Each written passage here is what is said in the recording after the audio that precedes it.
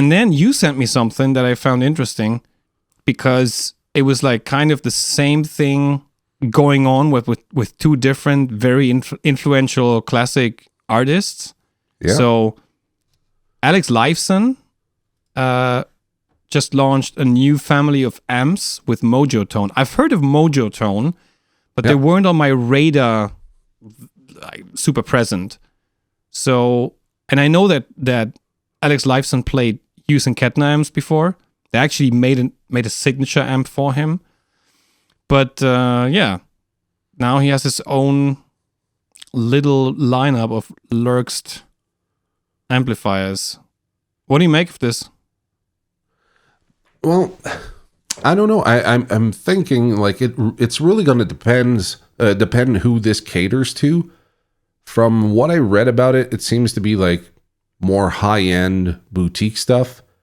If you're a big fan of Rush, big fan of Alex and his tone, I think this is going to be a no-brainer. But for everybody else, this might be one of those things like, yeah, maybe if I try one and I like it, I might buy it. But I don't see like the average consumer like forking out thousands of dollars for amps like those. Because usually, this is just my opinion, but I think you have to be first off like a fan of these musicians to really want to like partake into purchasing something like this. It's kind of like when Slash comes out with a new Les Paul, right? You know, it's thousands of dollars. It's going to be a limited run. It's not for everybody, but the people that are really fan of him and his guitars, they're going to jump on it and they're going to be sold out. And those that are like you and I, or not financially super rich and can have all this disposable income, we look at it and we go, how the hell are these people affording this? Are they all dentists and lawyers? Like, what's going on? A lot of them actually are. So, but if I look at the price point, so there's going to be like a hand-wired limited edition. That's obviously going to, as the article says, it's going to retail for $3,500. But the standard edition is priced at $2,500. So it's not that heavy. And I'm going to tell you why I think it's not that heavy. There's also a tube amp, a combo amp priced at $2,000, and then a like kind of 30-watt version of it priced at $1,700. It's not too bad. Yeah. What I have to say is I think I saw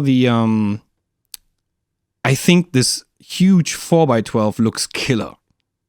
You know, it's not the typical 4x12 kind of Marshall-y format.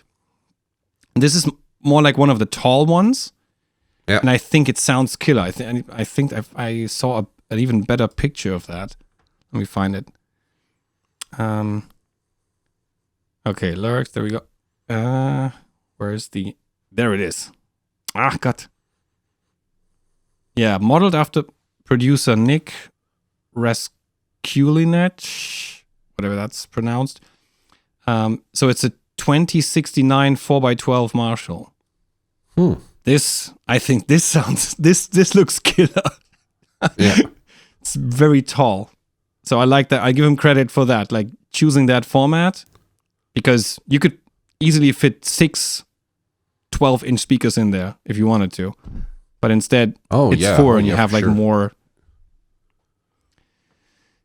So there we go. And the other thing, so the other person, like a few days prior to that, Jimmy Page announced that he has teamed up with Sundragon, another amp company I haven't heard of, but I might be the ignorant one here.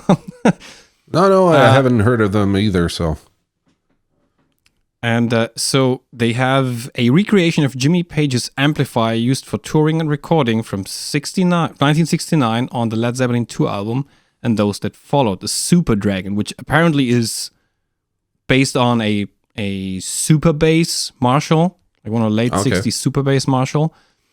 And it has all kinds of fairy dust in it because it has, what does it have? It's like new old stock GE 6550 tubes and Allen Bradley resistors and Philips mustard capacitor, like it has all the fairy dust. So there's all the thing. Here's the difference though. while Alex Lifeson wants people to actually buy this thing and be able to afford it somehow. Apparently Jimmy Page doesn't, because where did I see the price? This thing comes in at a super high price. Why can't I see the price here? Damn it. I think this one was like really, really expensive. Let's find out. There we go. I mean, it looks like a Marshall. Sorry. Looks like a Marshall. Looks like a Marshall. Yeah. Where's the price on that thing? Mitch Colby. Oh, I know this guy. This guy used to work at DV Mark. Okay. For some time. Yeah. So he's the founder of. Interesting. Where's the limited edition? Let's see. Limited But you got to fish for the price, that's the man. combo. Probably shop there on top. Yeah. Shop. Let's see. Okay, so the limit. Wow, $12,500 for the limited edition Sundry. But that's the combo. So I'm not sure. Yeah, And but then that's that's American. Standard. That's American. I'm fine. Yeah. In Canadian dollars, that's nothing. Okay, gotcha. Yeah, it's If you don't get the interesting joke, though. just Like, go look at the Canadian dollar and the value. Yeah, I know. I've seen some of that recently. Yeah. To me, the question remains like, why? I don't get it. I mean, yeah, you said, because I would assume that someone like Jimmy Page doesn't need the extra money to pay for his gas and electricity bill. I would assume.